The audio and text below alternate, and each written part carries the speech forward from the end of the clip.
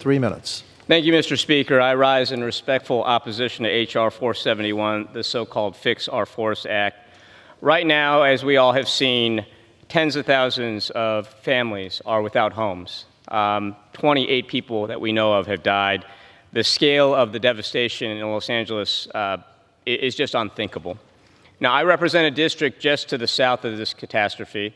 We have thankfully not been affected, but we are subject to the same dynamics year after year. In recent years, we have had the Santiago Canyon Fire, Laguna Fire, the Canyon Fire, and a number of others, because when you compile 80 to 100 mile an hour winds, and these winds are made worse because of climate change in the annual Santa Ana winds, with dry conditions, you are creating the conditions, basically it's like tinder out there. And that is why we're having this fire.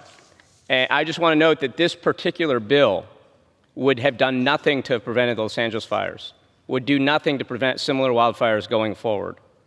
Now, if you talk to your firefighters, they will tell you, when you have 80 to 100 mile an hour winds, little embers can turn into massive fires, and there's nothing that we can do to stop that. You cannot deploy firefighters, you cannot deploy water or other resources until the wind dies down. So there's been a lot of misinformation, unfortunately, about these LA fires, that there's not enough water, that somehow our water systems are inadequate.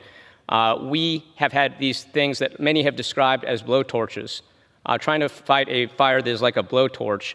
And I would just urge you all who are believing these conspiracy theories to talk to actual firefighters about how they might fight fires like this, because I've talked to firefighters, and they have told me that measures like this would not have prevented the LA fires. Now, this particular bill has some important provisions that I support. Some of these have been mentioned by opposition, by people on my side of the aisle, but I would note that it lacks the funding mechanisms to actually make these implementable. It also fails to include any pay increase, permanent pay increase, for federal wildland firefighters who continue to be overpaid and overworked. This bill is at best a messaging bill, an unfunded mandate, and I would just note that it is wrapped up in this inextricable question of, will we in California get the aid that our families so desperately need? And unfortunately, that seems to be a question that increasingly looks like the answer is going to be only with grossly political conditions. And I want to note that I introduced an amendment to make clear that federal disaster assistance to the Los Angeles fire victims needs to be prioritized and must come with no political strings attached. This is something we've done for every other disaster out there in America. When we've had hurricanes in the southeast, when we've had flooding in parts of the country, California has stepped up. We get 60 cents back for every dollar we pay in tax funding. And so I'm disappointed that we are politicizing aid to California now that we need it. I was disappointed that my amendment was blocked from even basic consideration.